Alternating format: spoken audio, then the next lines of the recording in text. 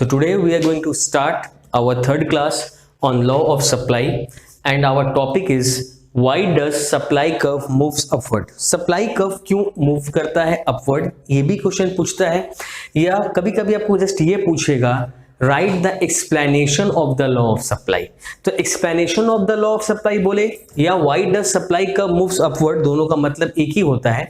तो supply curve upward क्यों जाता है? देखो, कोई भी बच्चा बोल सकता है कि सर अगर हम एक ग्राफ बनाते हैं, ये वाई एक्सिस, ये एक्स एक्सिस और ये ओरिजिन, यहाँ अगर हम प्राइस रखते हैं और यहाँ रखते हैं क्वांटिटी सप्लाइड के बारे में बात करें, एक इनिशियल प्राइस अगर आप ले लो P और एक क्वांटिटी ले लो Q, आपने ले लिया, और जैसे ही प्राइस बढ़ता है तो आप जानते हैं एज अ प्रोड्यूसर आप क्या चाहते हैं, ज्यादा क्वांटिटी ऑफर करेंगे सेल करने के लिए, करोगे कि नहीं करोगे?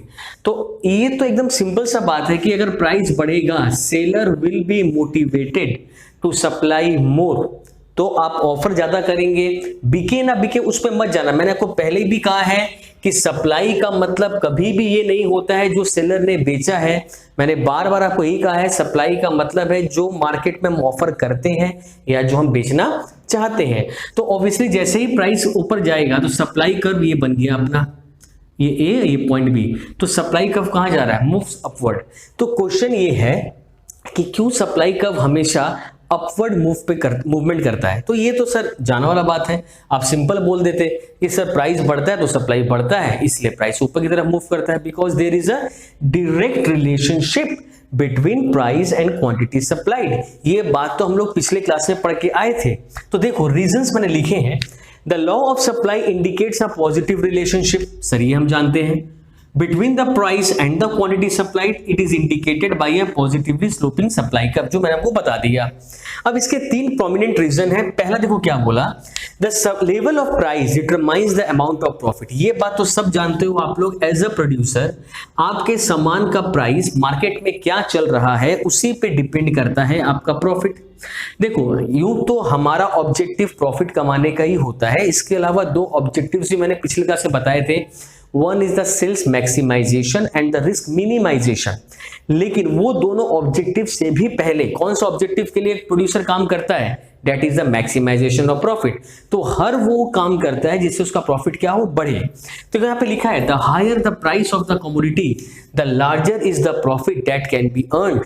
तो एज अ कॉमर्स स्टूडेंट हम लोग हमेशा जानते हैं कि कोई भी सामान का प्राइस जितना ज्यादा चलेगा आपके प्रॉफिट उतने ज्यादा बढ़ेंगे। This give incentive to produce and offer for a sell a larger quantity। तो ये चीज अगर होता है तो प्रोड्यूसर को एक इंसेंटिव मिलता है, इंसेंटिव एक बूस्ट मिलता है, एक मोटिवेशन मिलता है to produce more and offer more in the market in order to earn higher profit। The higher the profit, the greater is the incentive।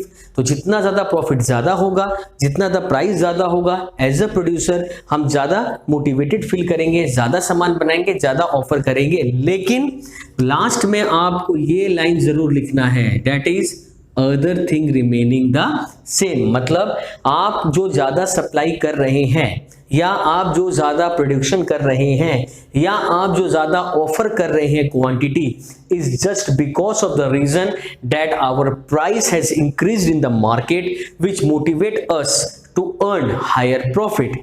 आप जो प्राइस सप्लाई बढ़ा रहे हैं उसके पीछे प्राइस के अलावा कोई दूसरा रीजन नहीं होना चाहिए। For example, there should not be reduction in the price of input, there should not be a change in the technique of production और the price of related good. जो मैंने पहले वीडियोस में बताए हैं फैक्टर्स के बारे में, वो सारे के सारे फैक्टर्स कांस्टेंट रहेंगे, सिर्फ एक फैक्टर चेंज होगा, वो होगा प्राइस, जिसकी वजह से आपका प्रॉफिट क्या करेगा, बढ़ेगा।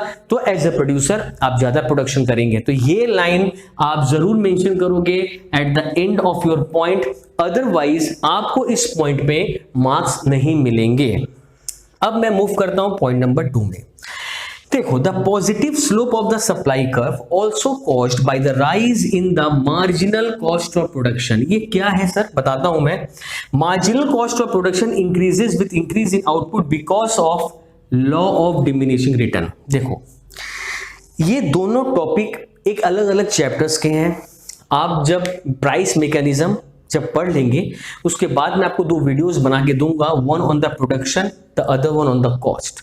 अभी फिलहाल आपका इतना बड़ा दायरा नहीं है समझने का, तो जस्ट कॉस्ट को मैं समझा देता हूं। What is the marginal cost of production. देखो, एक कोई भी प्रोड्यूसर जब कुछ प्रोड्यूस करता है तो उसको कॉस्ट इनकर करने पड़ते हैं, ये तो सब जानता है। कॉस्ट के दो फॉरमोस्ट कंपोनेंट होते हैं, one is the fixed, the other one is the variable. ये मैं आपको बाद में भी समझाऊंगा। सोचो, आप एक फैक्ट्री लिए, आप भाड़े पे लिए, तो हर साल आप 10,000, हर महीने आप 10,000 रुपये भाड़ा देते हैं। ये 10,000 रुपये क्या हो गया? आपका फिक्स्ड कॉस्ट हुआ। आज देखो लॉकडाउन हो गया, बहुत सारे लोग जो अपने बिजनेस को अपने घरों में जब रहते थे, रेंट पे रहते, तो रेंट फिक्स और रेंट का खर्चा आज भी उनको बियर करना पड़ रहा है। तो ये क्या हो गया? मेरा फिक्स्ड कॉस्ट।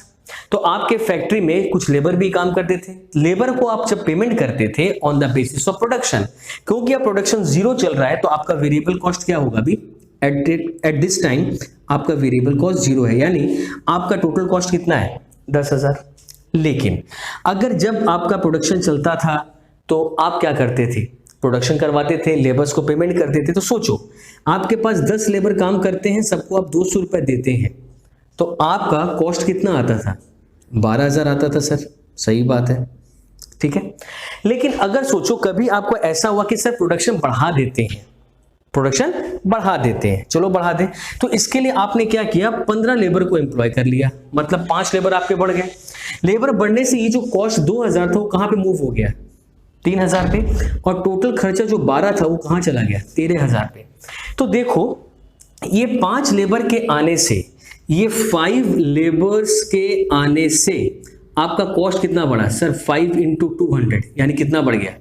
1,000 बढ़ गया। 1,000 बढ़ गया। हालांकि इनके आने से आपका प्रोडक्शन भी क्या हुआ होगा? बड़ा हुआ, इसमें कोई डाउट नहीं है।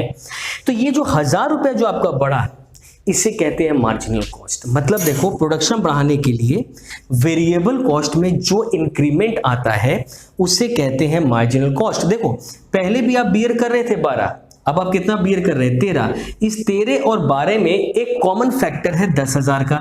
अगर ये 10,000 आप 10 लेबर को भी लेके बनाएंगे तो भी 10 बियर करना पड़ेगा, 15 को लेकर बनाएंगे तो भी आपको 10 बियर करना पड़ेगा। तो अल्टीमेटली जो चेंज हुआ 12 से 13, ये ड्यू टू क्या हुआ? 5 लेबर जो आपने अलग लगाए, इसे कहते हैं मार्जिनल कॉस्ट ऑफ प्रोडक्शन। लेकिन अब से रिटर्न क्या होता है? सुनना, रिटर्न आपका 3 फेज है। एक इंक्रीजिंग रिटर्न होता है, एक कांस्टेंट रिटर्न होता है, एक डिमिनिशिंग होता है।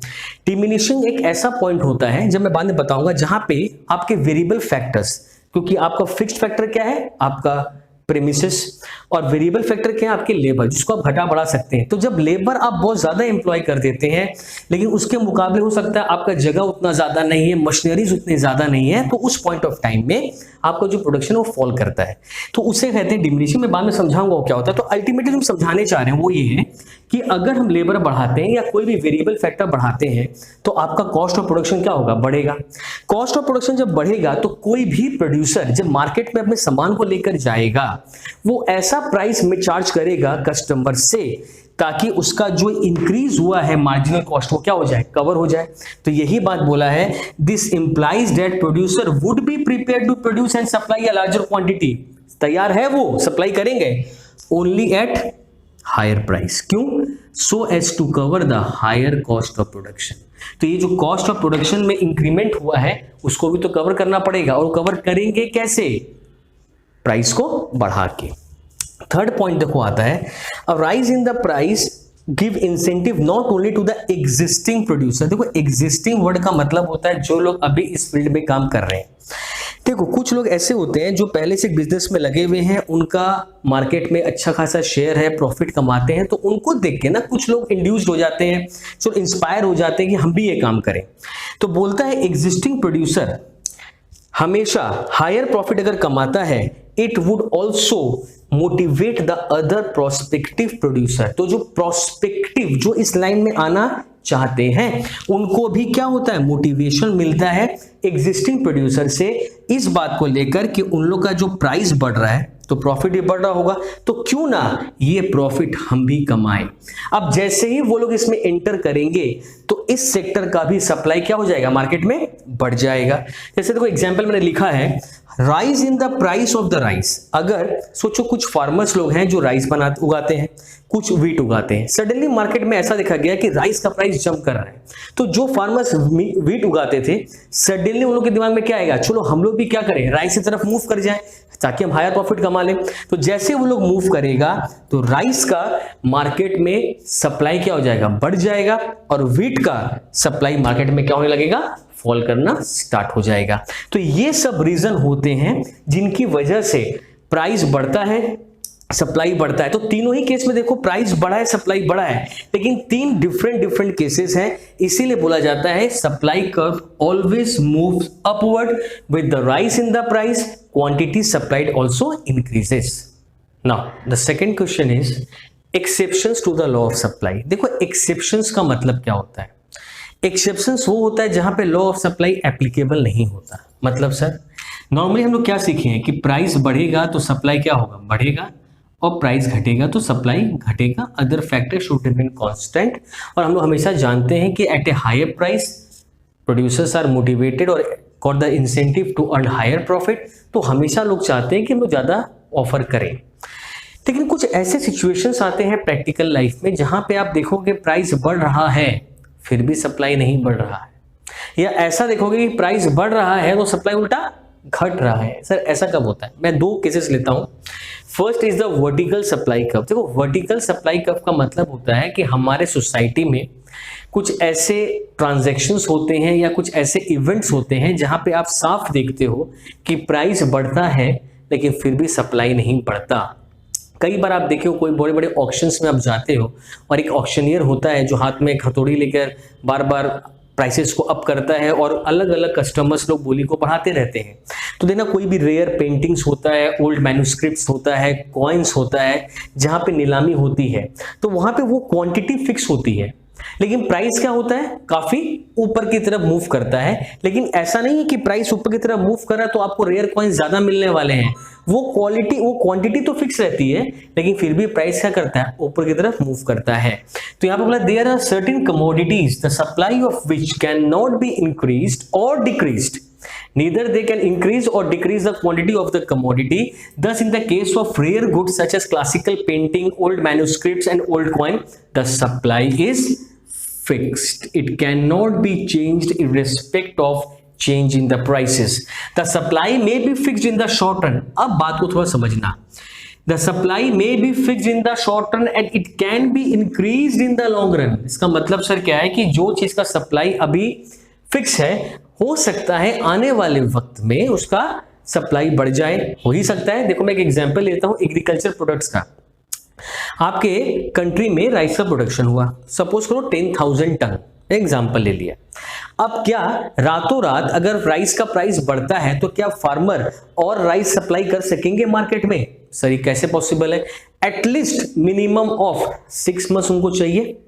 आप लोग रबी क्रॉप खरीफ क्रॉप के बारे में पढ़े हैं, 6 मंथ्स में क्या होता है, वो चेंजेस होता है। तो एटलीस्ट आपको 6 मंथ्स चाहिए दोबारा से राइस को ग्रो कर मार्केट में लाने में। इसका मतलब है supply of rice is fixed in the short run as it has been already been produced, और लॉन्ग रन में क्या हो जाएगा, वही सप्लाई क्या हो सकता है, फिर राइस का बढ़ सकता है। तो देखो यहाँ पे लिखा मैंने in case of agriculture product supply is fixed once the crop is grown and the supply of it can be increased only in the long run.